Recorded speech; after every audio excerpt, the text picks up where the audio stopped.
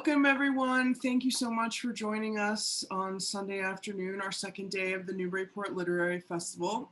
My name is Leslie Hendrickson. I'm on the steering committee of the festival. And we've had a great time this year.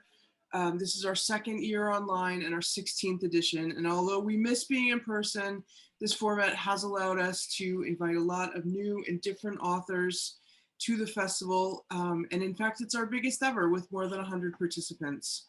Just a few things before we get started. We're using the webinar format. You may have heard this already, but you will see and hear the panelists. You won't be able to see yourself. If you have comments, please use the chat box at the bottom of the Zoom screen. We'd love to hear where you're from, if this is your first time at the festival, or if you've been every year since it started. But if you have questions, please put those in the Q&A tab below. That allows for presenters to see them clearly and keep them organized. You might have heard that yesterday was Independent Bookstore Day, and we want to make sure to support our independent bookstore partners. Links to the bookstores, the Bookshop of Beverly Farms and Jabberwocky Bookshop, which is in Newburyport, are in the chat, or they will be, and books from all the authors in the festival are available there. We encourage you to support them or your local independent bookshop. So just some quick introductions to our two panelists today. Peter Ho Davies' most recent novel is A Lie Someone Told You About Yourself. Other books include The Fortunes and The Welsh Girl, as well as two collections of short stories. His work has appeared in Harper's, The Atlantic, The Paris Review, and Granta, and has been anthologized in Prize Stories, the O. Henry Awards, and Best American Short Stories. Born in Britain to Welsh and Chinese parents, he now teaches in the MFA program at the University of Michigan.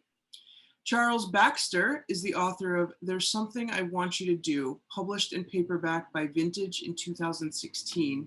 The book was a finalist for the Story Prize that same year. His new novel, The Sun Collective, was published in late 2020 by Pantheon. His third novel, The Feast of Love, was a finalist for the National Book Award in 2000 and has been made into a movie starring Morgan Freeman. So without further ado, I will turn it over to you, Charles. Thank you so much for being here. Well, thank you, Leslie. I'm delighted and very happy to be able to have a conversation with my friend Peter about his wonderful new book, A Lie Someone Told You About Yourself. I think it would probably be best for our viewers and our listeners, Peter, if you would just give us a sort of brief overview of this book and say something about how it may bridge the category of the novel and the memoir. Sure. Thank you, Charlie. It's great to be here with you. And I appreciate Leslie inviting us and having this set up so beautifully as well. It's great to have a chance to chat to everybody about the book. A Lie Someone Told You About Yourself is I suppose, in a certain sense, a book, a fiction mostly, about parenting, although it's a book that starts with the experience of not parenting. It starts with a tragic and catastrophic prenatal test result that results for the couple in question in an abortion, although they're lucky enough with a second pregnancy to go ahead and have a child. Although the experience of having that child is sort of shot through with anxiety, which I think is true for a lot of parents, but is also, I think, for these particular parents, inflected by that initial loss of the first pregnancy. And as you're suggesting, Charlie, as you know, some of this material touches close to home. The experience at the start of the story is drawn somewhat from my and my family's experience. And I suppose, of course, since becoming a parent too, inevitably, whenever we write about parenting, and this is also a book about marriage, inevitably a book is sort of shaped by our own experiences of those things, as I suspect is true of your own work as well. When I think about novels like Saul and Patsy, which is a wonderful novel about marriage, for instance, as well. Yes. So we're always, I think, negotiating that line between where the self gives over and the fiction begins. Yeah. While I was reading this book, I was thinking a bit of the David Shields book and the phrase reality hunger. And it's David Shields' idea that readers now are particularly eager to have a sense that what they're reading may have actually happened. And in fact, I have a sort of quarrel with that idea. I think if it were true, Harry Potter books wouldn't be as popular as they are. I just wonder what you think about this and what sort of ideas you had as you entered into the project of writing this book. Yeah. Well, as you know, the book is itself somewhat self-conscious about these very questions. Yes. One of the ways in which it sort of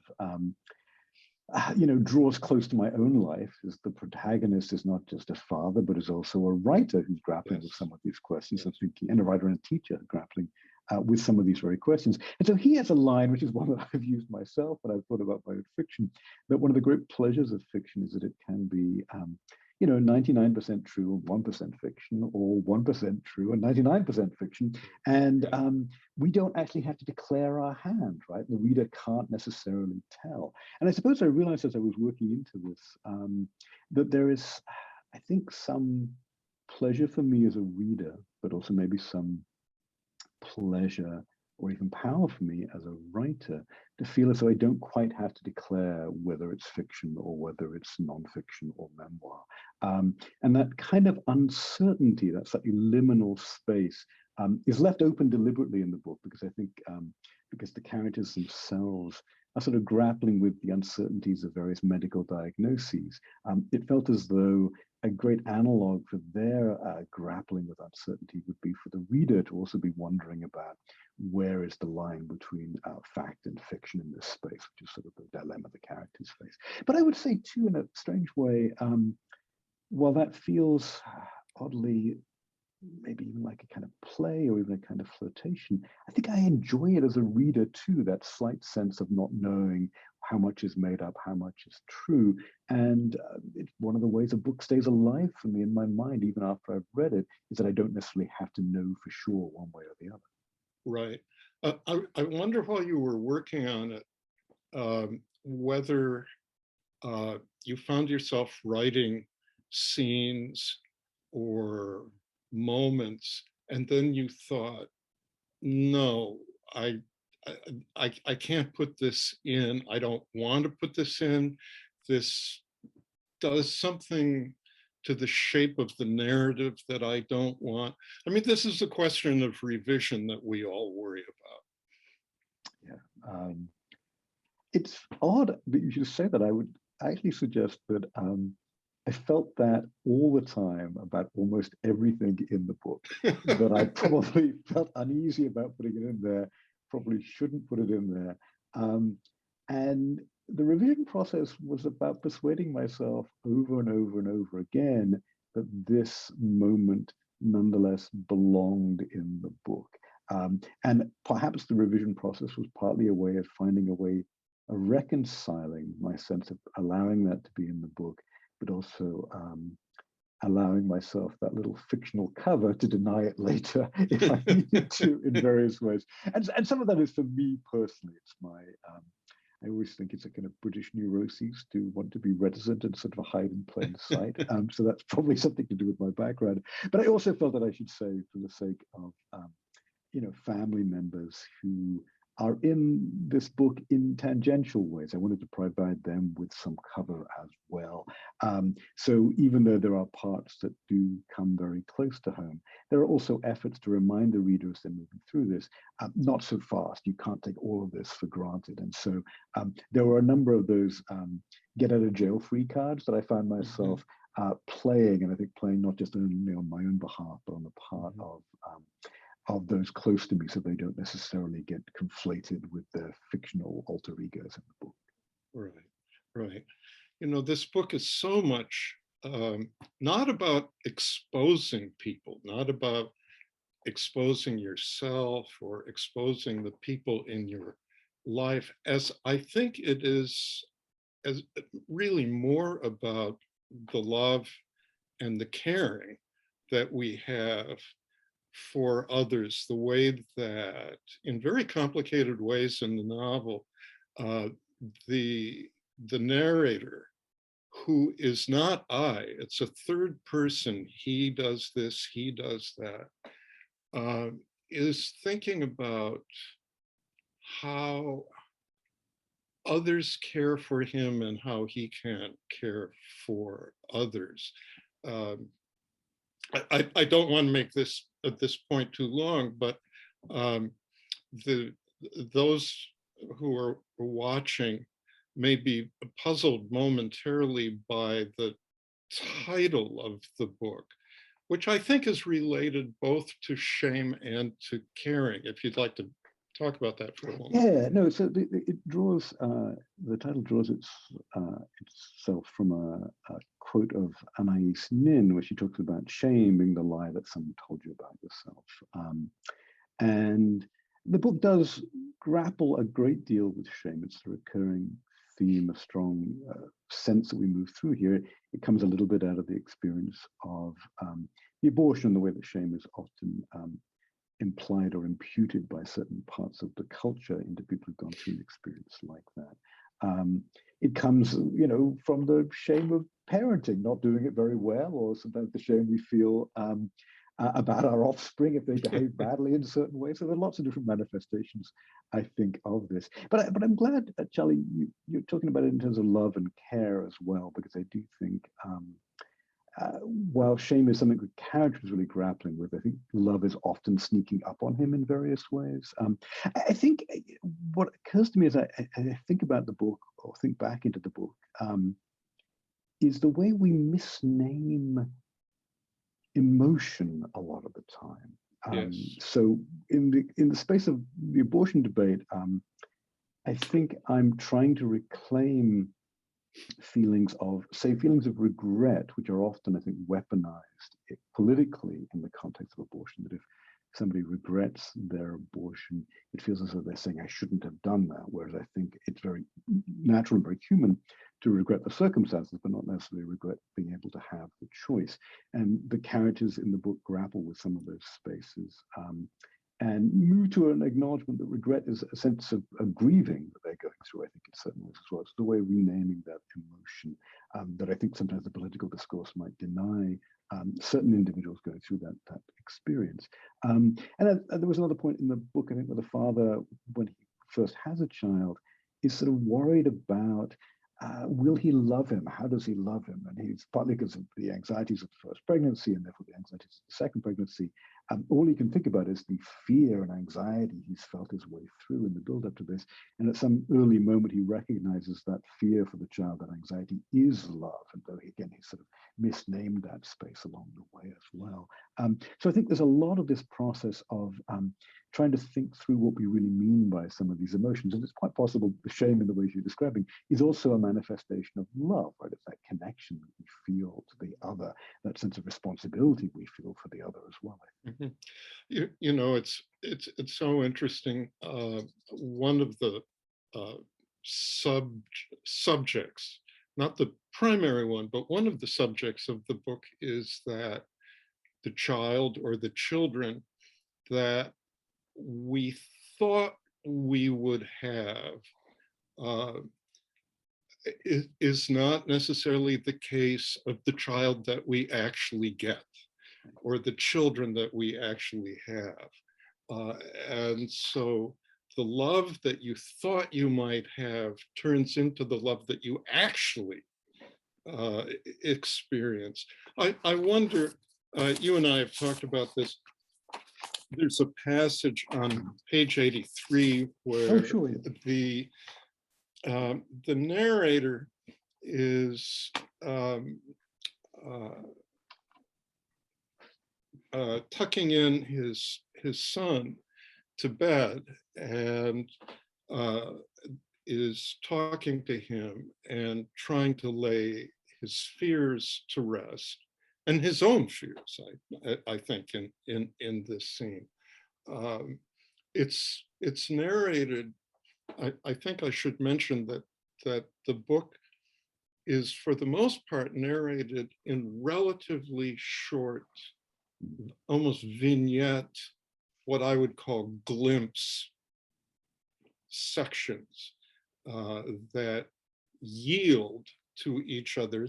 It's not, one doesn't feel as if one's in the grip of a plot so much in a world that's been given to us by these glimpses. And I wonder if you would read, it's a brief section that starts Sure, on no, page 83. I'd be happy to do that. In fact, oddly, this section is also a, speaking of revision in a sense, it's a salvaged, reclaimed piece of art. It refers briefly or elliptically to an effort I think I made to write a children's picture book at one point when my child was younger. So there's a little of that residually in this space. At night, when the boy wakes with nightmares, it's the father who goes into him. I nursed him, the wife murmurs. Your turn. The frame of their bedroom door glows like a portal when the boy turns his light on. The father makes up a story about one of the boy's stuffed toys, a little black bear with a stitched-on muzzle. He can't remember who gave it to them. It's not even one of his favorites. The father calls him Nightbear, explains that the bear's job is to stay awake when the boy's asleep and ensure nothing gets out of his nightmares to hide under the bed or in the closet. How? He scares them away. He's scarier than a nightmare. He's a nightmare's nightmare. Scarier than zombies? Of course, he scares them to life. Scarier than pirates? Aye, he shivers their timbers. He finds a rib to tickle under the covers. Nightbear, the boy sighs when he's caught his breath, holding tight to the toy now that he knows what it's there for. The father eases out of bed, adjusts the shades. Outside, it's pitch black as if the dark has been painted on the glass. Do you have nightmares? The boy asks sleepily, and the father can only nod. In the glow of the nightlight, the boy thrusts the bear out to him. You keep him, the father manages. It's a wonderful, I think it's a beautiful passage, tender, sweet. And I should add that this scene is followed by many others that are different in tone. The book modulates from the tone in that scene to many scenes that are funny, or at least wry, sometimes close to being shocking. You never quite know when you're reading through this book what the tone of the next scene will be. And I think that kind of reflects the way we go through life, actually. Yeah, I think what you're pointing to, Charlie, it's there in the fragmentary nature of the narrative, these short vignettes. That feels as though it comes a little bit out of the earliest days of writing into this book when, even though most of the work is done over the last 3 years or so, the earliest section, which I think established something of that style, was written maybe about 12 years ago when my son was quite young. And I think I remember first sharing it with my wife, for instance, when we had a babysitter in the house and we were off at a coffee shop in those sort of stolen moments that you have. And so it was probably written to some degree in those stolen moments as well. It's sort of that sense of, oh, he's napping for those precious 45 minutes. I can write a page of text. So I think there's a way in which that fragmentary, glimpsed quality of the book is a kind of version of what we go through as parents, particularly in those early hectic years of life, I think in some ways too. But maybe in retrospect too, there's something about the way we recall that experience from a distance of, for me now, over a decade, that moments sort of pop for us. They have this vividness. It's almost as though some of these moments, and indeed some of them probably draw a little bit from my looking back through family photographs, have this sense of there's that moment that we captured. Let's remember something of the space around that. that territory. And so I think tonally, as we're moving through this, again, those memories are often shaped by the real highs and lows. I mean, I think in both good and terrible ways, parenting, as I remember in the early days, was a little hysterical. There were moments of hysterical drama and anxiety, and deep, deep panic. And also moments of hysterical humor. And of course, those two things go hand in hand. I think the humor here feels as though it is a tension reliever. I hope that's true for the reader in the midst of a book that has moments of emotional tension and drama.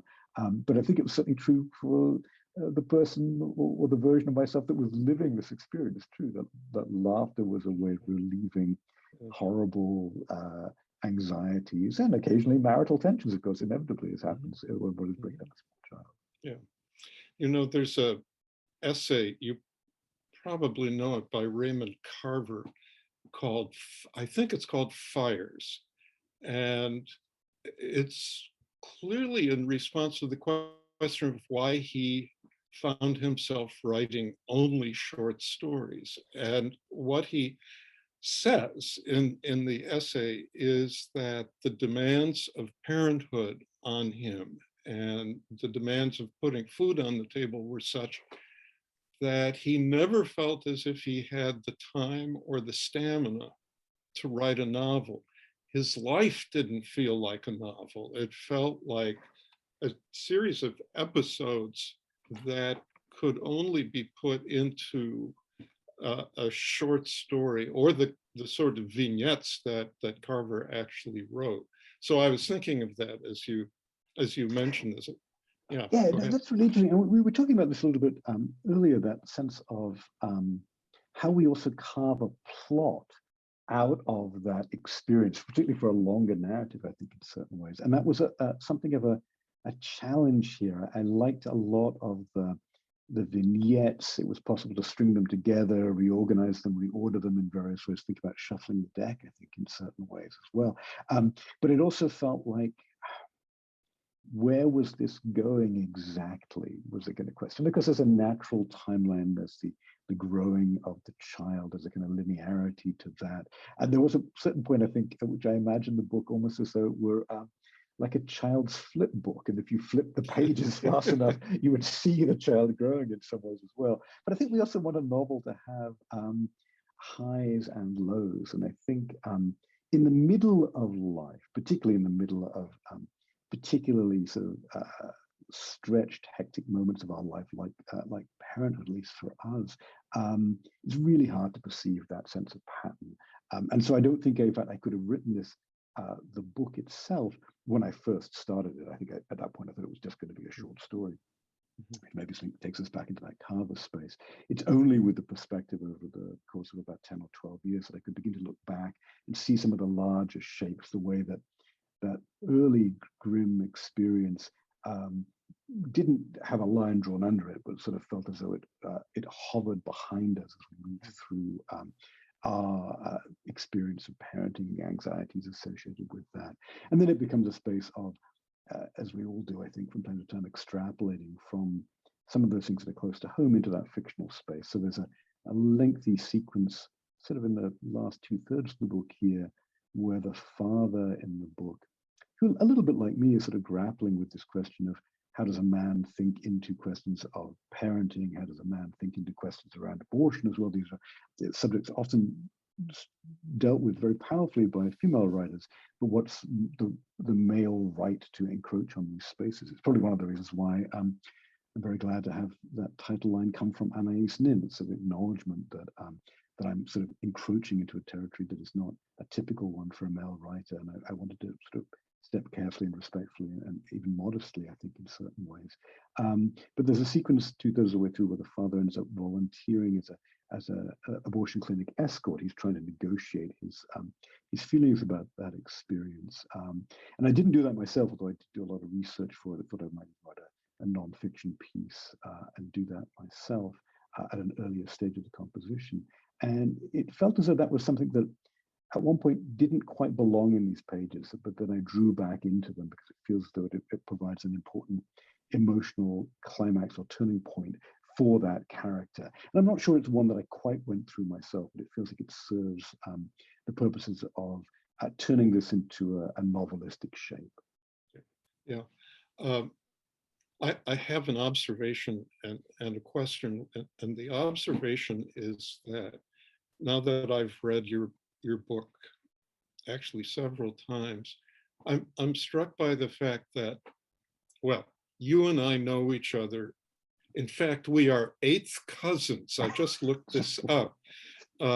This morning, we share a great grandfather in Wales. But well, one of the things that I've everybody's minds who's out there viewing this right now. The fix is in, ladies and gentlemen. Yeah, my great grandfather was Rhys Davies. But back to your book. As much as it may depend on some autobiographical elements, it is very much a book that feels shaped. It begins with a brief exposition and a crisis.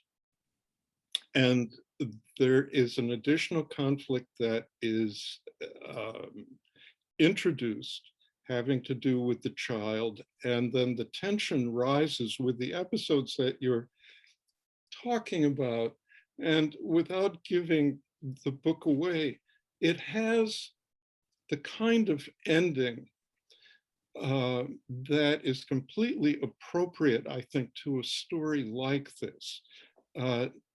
It's again, without giving it away, it's a kind of happy ending, or at least a peaceful one in which the demands that have been placed on the protagonist at the beginning seem to be easing.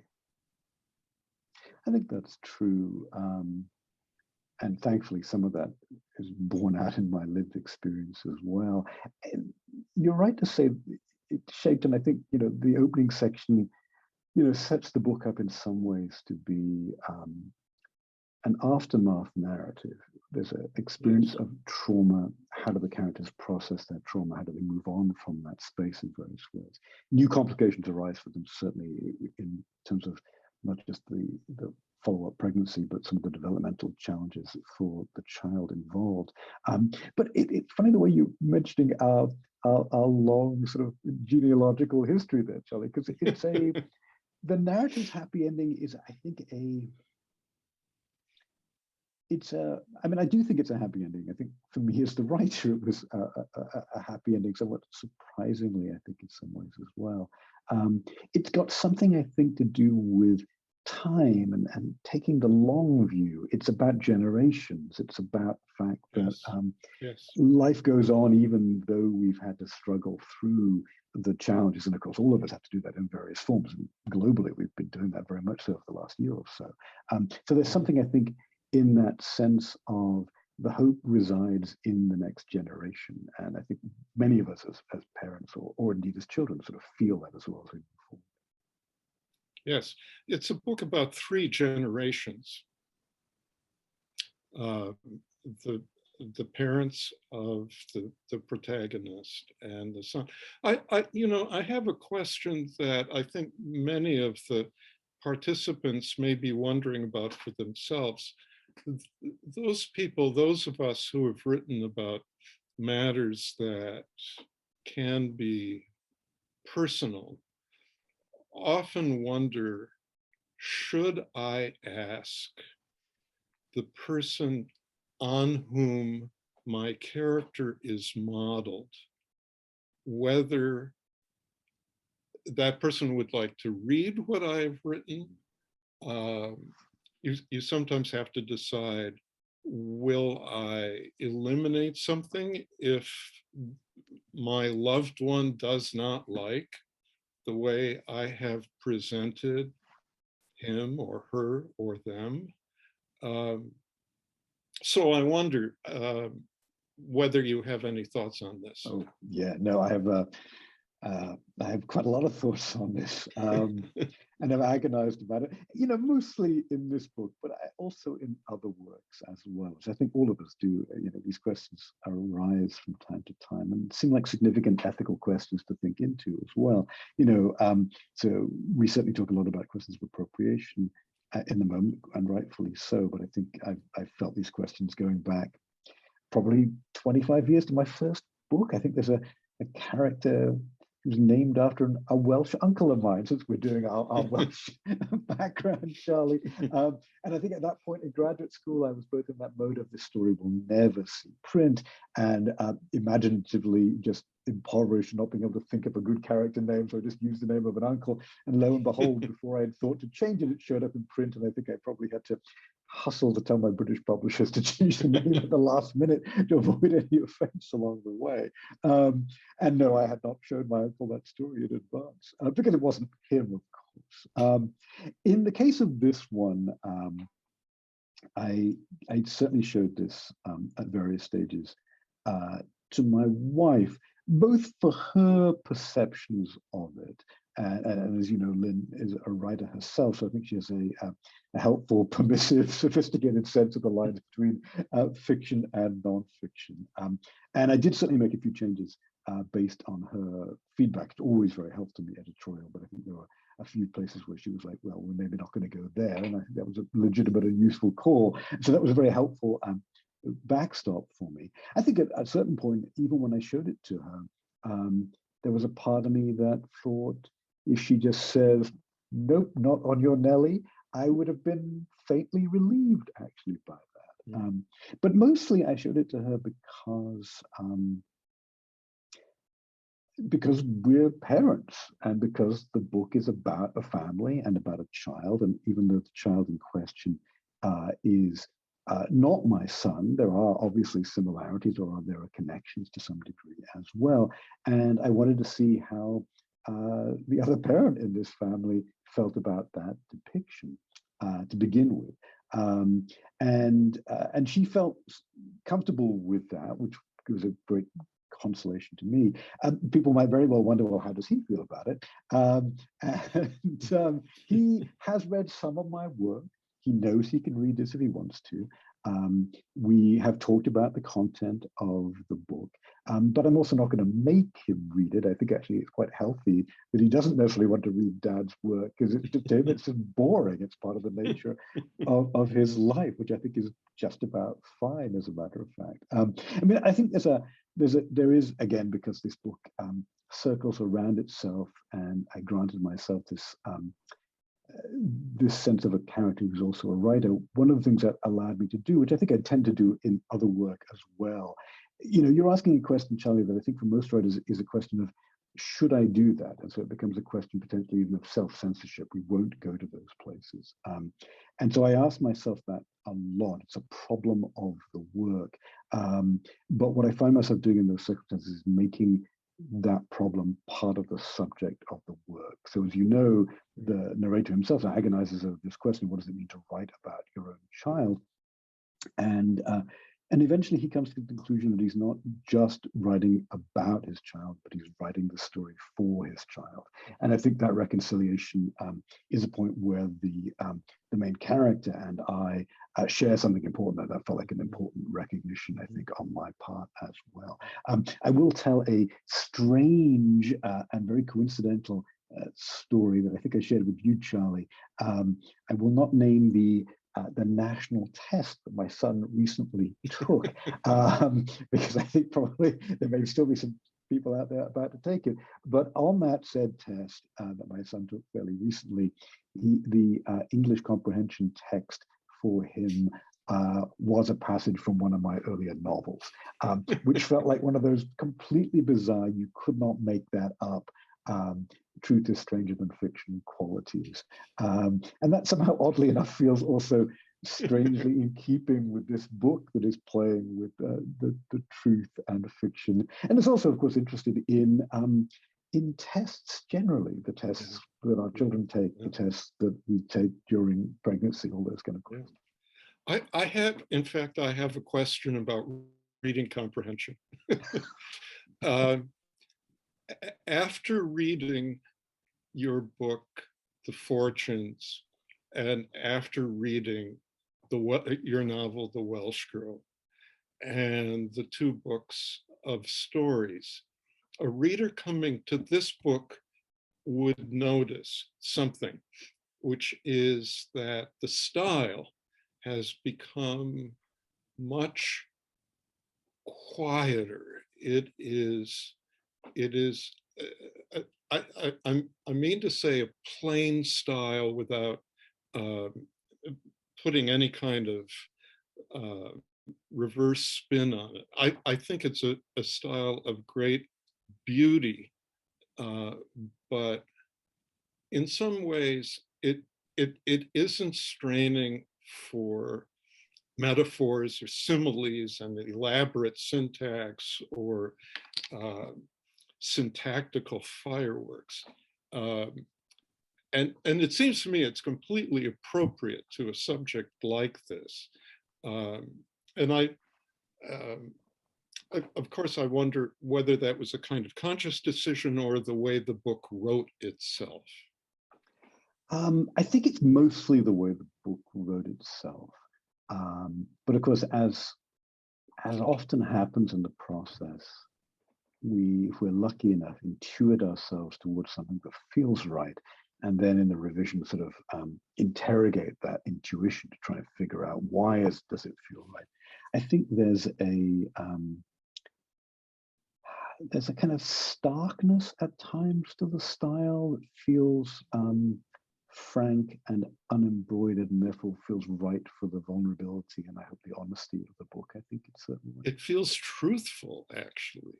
When you have a style as unadorned as this, it feels as if the truth is so precious that it has to be given to us without decoration.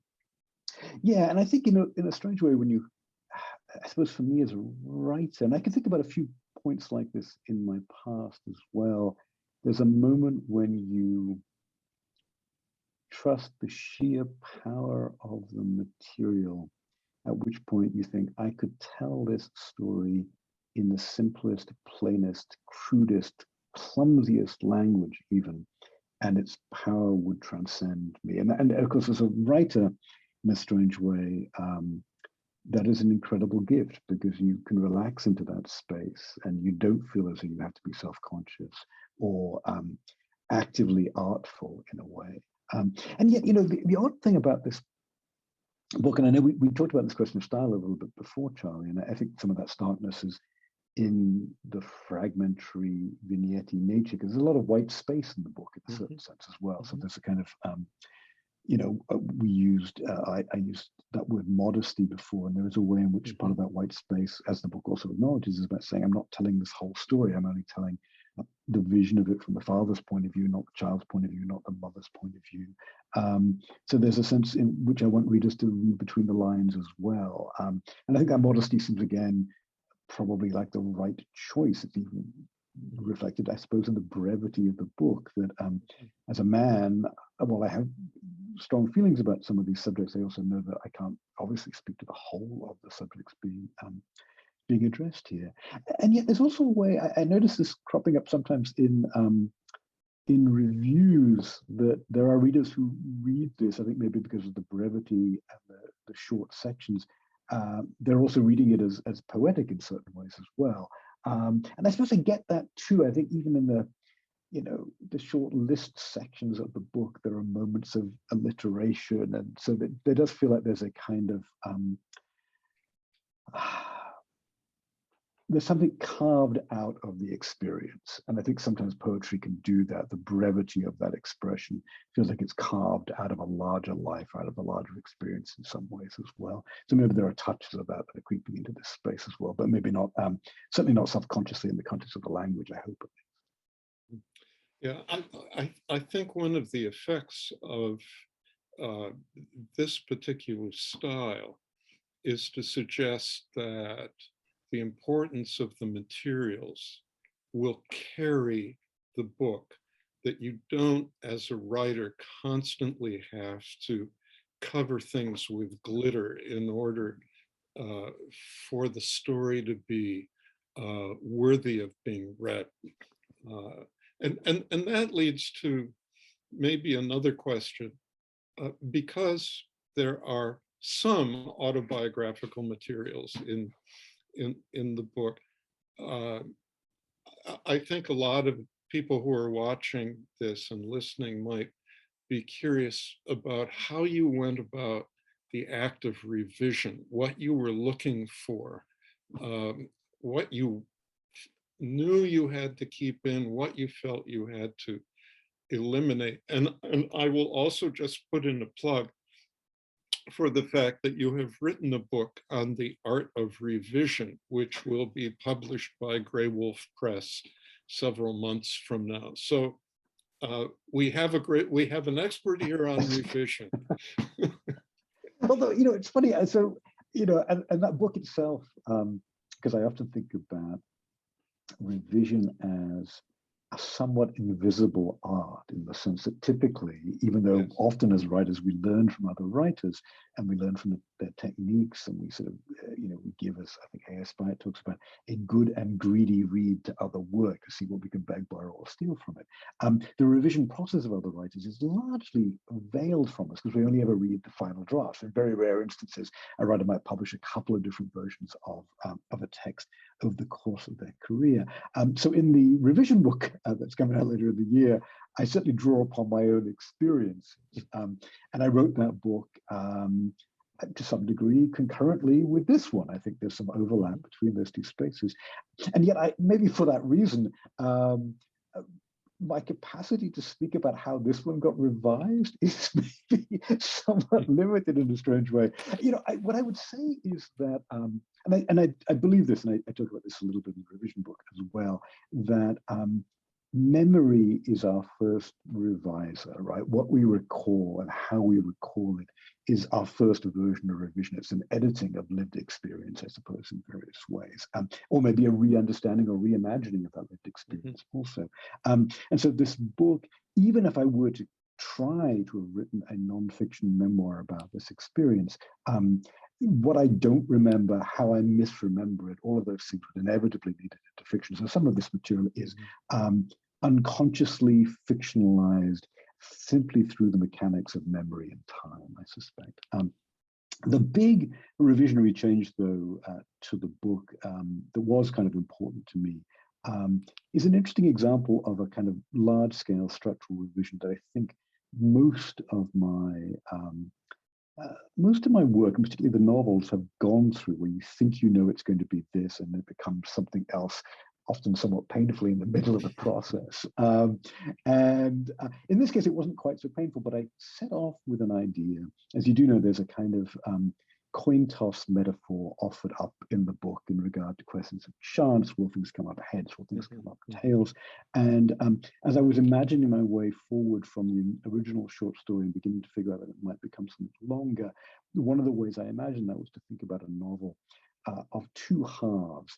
One set of outcomes if the head coin toss had gone one way, one set of outcomes if the coin toss had gone the other way. And we can think of books divided in halves like this now, that came out between me having that idea and this book finding its final form. I'm thinking of things like Lauren Groff's Fates and Furies, maybe, or Susan Joy's Trust Exercise, having something of that kind of reversing of the energy in the midst of the book. And so I had a draft of this book that was one version of this narrative, and then a sort of mirror image, I suppose, version of the narrative that was the second half of the book. I had both of those halves written, and the second half just didn't work for me. I just couldn't quite believe in it. It felt like fiction, and indeed much of it was, I think, in various ways. And so most of that ended up getting cut, although the sequences as a clinic escort are one of the things that I saved from that space and re-injected into the first part of the book that became the whole of the book. And so it's interesting to think about a book of two parts that became one unified whole, whereas a book like The Fortunes, which is now 4 distinct parts, the first part was supposed to be the whole book. So it's as if I've moved in different directions in the structural revision of a couple of these books. while I'm asking this question, I'm also going to ask the participants if they have a question to put it into the chat, so I can, so that we can answer them. I was going to ask you, in light of that, while you were working on this book, whether there were any models for the sort of book you wanted to write. I mean, many of us, when we get to be a certain age, have assimilated so much of our reading that it's not any one or even half a dozen books, but sometimes there's a book that can be a kind of, I'll use the word model for what you want. Was there any such book? Yeah, that's a great question, Charlie. I was encouraged, I think, by a feeling as I was involved in the book of kinship with some other books. So it felt as though they were keeping me company and making me feel as though there might be a readership for a book like this. So I'm thinking of a number of sort of pieces of, well, in some cases, autofiction that have come out over the last few years. You know, Sigrid Nunez's The Friend, Ben Lerner's 1004, which is much about the anxieties of not quite yet becoming a father. I think it's one of the themes of that book, I think, in some ways. Jenny Offal's Department of Speculation. But those felt more like books that were keeping me company as I was writing this book, I think. If I were to think about a deeper, maybe not quite a model per se, but I've been asked a few times about books about fatherhood, you know, and I've joked that, well, what are those books? Where are they? And I think I'm a big fan of Nicholson Baker's, although I haven't read his book Room Temperature for a long time. Maybe that's somewhere deep in the residual background. I've often joked The Stand is no, not The Stand. What's the other Stephen King one? The one up in the hotel in Maine. Why am I spacing? I can't help you on that. It's the one with the great. It's the one with the great Kubrick movie. Oh, the Shining. Yes, The Shining. Thank you, everybody. Yes, The Shining is a frightening story about a father who's also a writer. Is the way I think about that. But the text, oddly, that has come to my mind recently about a father and a son that I read years ago, but read many times in college, and it was an important book for me, I think, that I hadn't consciously thought about at all in the writing of this book, but may have some deep residual echo in there, is Zen and the Art of Motorcycle Maintenance by Pirsig. Oh, that's a beautiful book. Yeah, Just a beautiful book. It may be under a bit of a cloud these days, but it affected me tremendously when I first read it. Yeah. I don't know whether people are still interested in Pirsig as a writer, but I can see the connection very clearly between it's a very book felt and this one. anxious His book is much more elaborate, but in some ways. It's not formalist, although it's also, that's a book that's writerly as well in a really interesting way. I mean, I know nothing about motorcycles or mechanics, but it's a writerly book. It's a very it's a book that I think does that thing that I'm often looking for, that marries the mind and the heart, you know, and that thinks feelingly and feels thoughtfully. And I think that was probably a formative book in my early 20s. I'd probably read it maybe 3 or 4 times when I was 21, 22, 23. And I'm not sure that I could say that of many books since, that I've read them that many times since that point. And it was a book that certainly rewarded that kind of reading. And so that feels like it might be sort of deeply somehow in the DNA of this one, I suspect. Yeah, I mean, one of the things that Zen and the Art of Motorcycle Maintenance is about is the effort of a father not to pass on to his son the damage that has been done to him. And oddly enough, having said that, I think of another book by Paul Auster called The Invention of Solitude, which is, to my knowledge, one of his, maybe his only nonfiction book, which is entirely about fatherhood. The first section is about his own father, and then the second section is about his son. It is not, as your book is partly autobiographical and partly invented. It is entirely memoiristic. And the second half is about fathering to a boy. But it also has a one other resemblance to your book in that the style is deliberately dialed back for the sake of the materials. It's just, here's the world, here's what it looks like unadorned. This is my world, and I'm giving it to you. It's making me think, actually, Charlie. I see there's a question in the Q&A mentioning, and you brought this up, David Shields' Reality Hunger book. So maybe that unadornedness is something about the engagement with reality, I suppose, in some ways as well. And just let me look at the question here.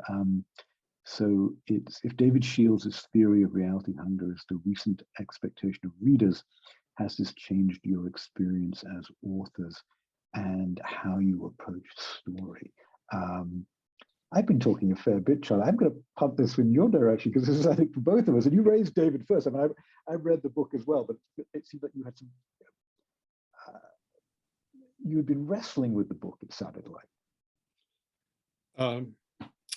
Well, in my own experience, I can simply say that my last novel, The Sun Collective, really arose from the conversations that I had with indigent street people who live only a few blocks away from my building, and who in turn raised for me the question, which is spiritual, psychological, and political. What do we feel our obligation is? What do we feel that we owe our fellow human beings who are less fortunate than we are? And you know, to think about a question like that it means to be as honest and accurate as you can to some of your lived experience, so that these conversations I had went in almost verbatim into the novel, and only I know which conversations I've actually had, but the ones that I know are there are absolutely as accurate as I could make them. I noticed one question: what have you learned about yourself, or did you learn something about yourself in the writing of your book? You know, it's funny. It's strangely, these two questions for me go together in a strange way. And I really like the way you're thinking about importing reality into the work. I think for me as a writer, that kernel, that seed of reality is often a way to build the work out from it. I almost need to have that in order to believe in my own work, I think, in some instances. But there's also maybe a part of me that thinks, oh, there are moments when I think I describe reality as a terrible writer. But I think a lot about fiction and reality these days, in this era of conspiracy theory and fake news, supposedly. I suppose I think about conspiracy theories as just terrible, really bad fiction. And so there's a part of me that thinks about good fiction as providing, for writers, but also for readers, a kind of way of sifting the world. How do we tell shit from shinola? That's why we read fiction, actually. I think it's so but I think when I think about David Shields' reality hunger question, this goes to that question that Rhoda was posing about what have I maybe learned a little bit about myself. Separate even to the reality part, I think about the hunger part on the part of readers, that they are hungry for something from us, which is a little alarming. I imagine large readerly teeth bearing down on me at times. And I think that hunger, that yearning, sometimes makes me think about a topic that I only addressed tangentially, but a couple of times in this book, which is what the world wants of writers. And one of the things I think about now is a kind of presence, a kind of, we were talking about this in terms of social media presences, I think, in some ways. And maybe also in that sense, a sense of access to the self. We're at a conference right now, or a festival, where one of the pleasures typically of that, if we were in person, is that feeling that we would get to meet readers would get to meet us. That in-person experience is, I think, one of the ways in which we approach the reality of the writer behind the text, and we approach the reader, the reality of the reader behind the covers, right? Who's actually looking at the book. And I think sometimes now social media fulfills something of that role for people. They get an insight into what's going on with the writer. And I have friends, and we both have friends, and probably former students, who I think negotiated that space with great wit and elegance and smartness and humor. And I could not do that.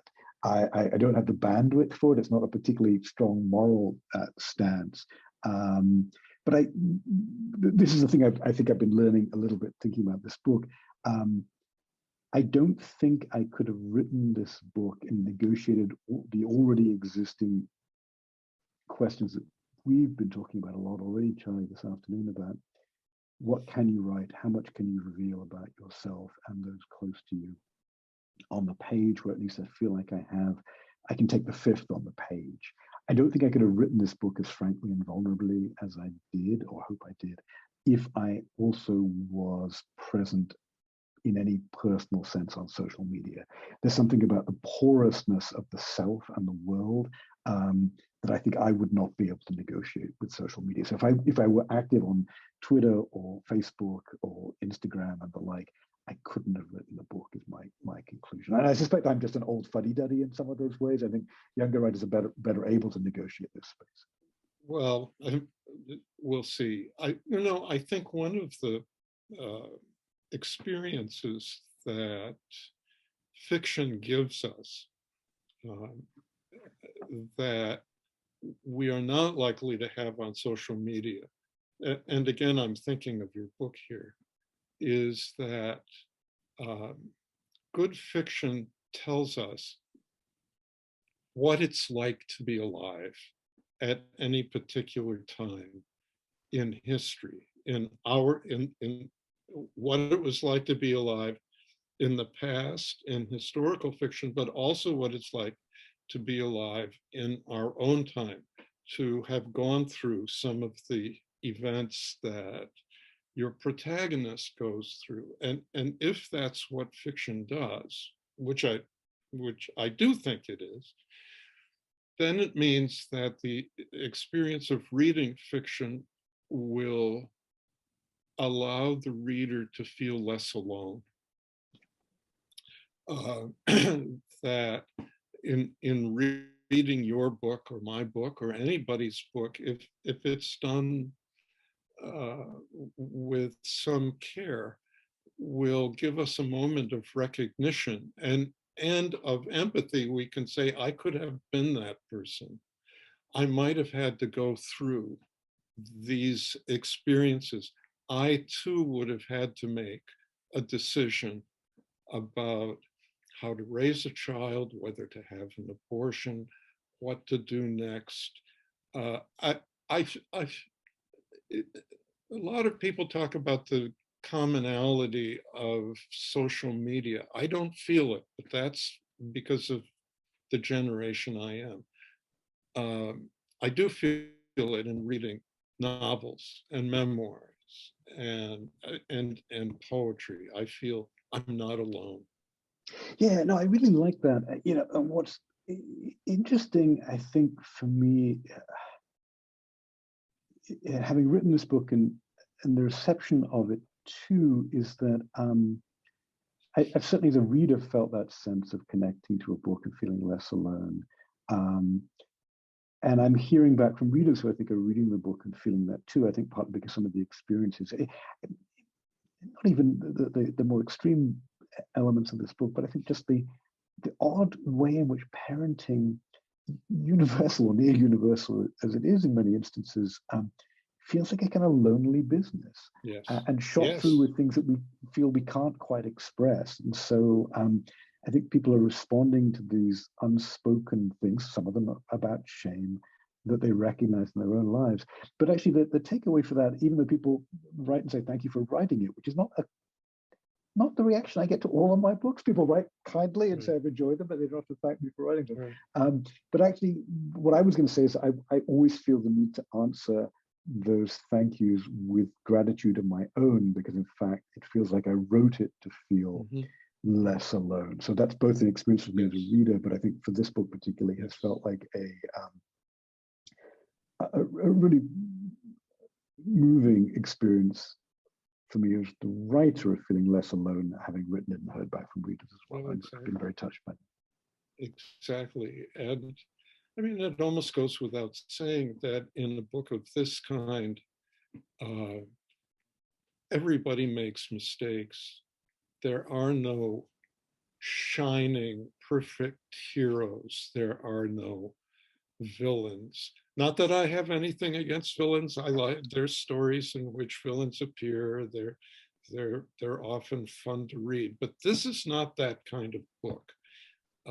In this book, the book that you've written, everybody is capable of making a mistake. And for that reason, I think we often see ourselves in a narrative like the one that you have written. Yeah, there's that odd little line about how shame, which is so universal, going back to the garden, makes us human. It's a way That's right. Of suggesting some kind of commonality, perhaps, along the way. Exactly. Exactly. I see Leslie is popping in to tell us we are bumping up against the edge of our time. And it's flown by, Charlie. I really, really enjoyed the conversation. Really appreciate your time and close. Entirely my pleasure. I hate to cut you off because it has been such a lovely conversation, and there have been so many interesting things that you all have discussed, but unfortunately we do have to stop. But I thank you both so much for being here and for this thoughtful conversation, which was really lovely. I'm glad we ended on shame and the human condition. Yeah. But I was sort of hoping we might end on how books make us feel like we're together and that we have company in our lives. And so I'm bringing it back to that. And especially in a time of isolation. Exactly, especially in a time of isolation. Again, thank you both for being here, and thank you everyone who came and has participated in this session and all of the sessions at the Literary Festival this year. We have one more to go, or I have one more to go. I think there are 3 more actually on the different tracks that we're doing today. So again, thank you all so much for being here, and I hope you all enjoy the rest of your day. Thank you, Leslie. Thank you, Charlie. Thanks, everybody. Thanks for being there. Thanks, Peter. Take care, everyone. Bye.